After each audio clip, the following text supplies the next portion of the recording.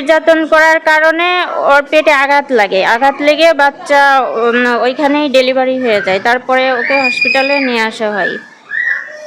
বাচ্চা অসুস্থ ছিল, বাচ্চা মারা গেছে গতকাল রাতে।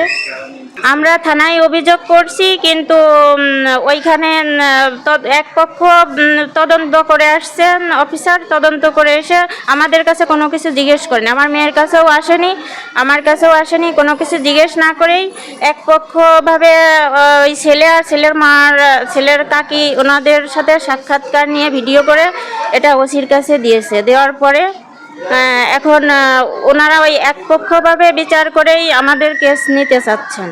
আমার মেয়ের বিয়ে হয় 2 বছর আগে, ওর কাকারা বিয়ে দেওয়ার পরে যে ছেলের সাথে বিয়ে হয় ওই ছেলে ওর বিয়ের 18 দিন পরে আবার আরেকটা মেয়েকে নিয়ে এসে বিয়ে করে।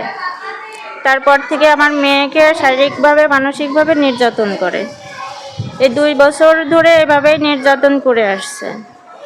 বিভিন্ন সময় যৌতুক দাবি করে। আমার মেয়ের কোনো ভরণ পোষণও দেয় না, থাকে ওইখানে। খাবার প্রতিদিন আমার দেওয়া লাগে। বাড়ি একটু দূরে, কিন্তু একই গ্রামে। এখন এইভাবে নির্যাতন করে আসছে। গত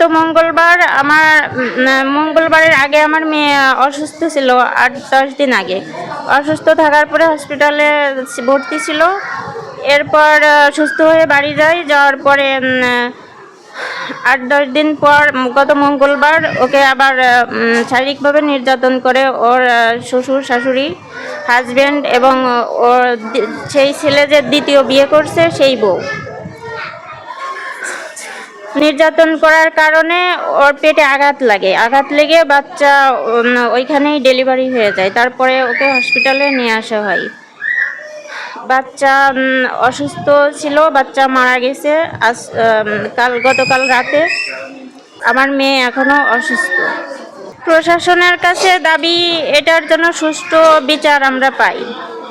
আমরা থানায় অভিযোগ করছি, কিন্তু ওইখানে এক পক্ষ তদন্ত করে আসছেন, অফিসার তদন্ত করে এসে আমাদের কাছে কোনো কিছু জিজ্ঞেস করেনি। আমার মেয়ের কাছেও আসেনি, আমার কাছেও আসেনি। কোনো কিছু জিজ্ঞেস না করেই একপক্ষভাবে ওই ছেলে আর ছেলের কাকি ওনাদের সাথে সাক্ষাৎকার নিয়ে ভিডিও করে এটা ওসির কাছে দিয়েছে। দেওয়ার পরে এখন ওনারা ওই একপক্ষভাবে বিচার করেই আমাদের কেস নিতে চাচ্ছেন।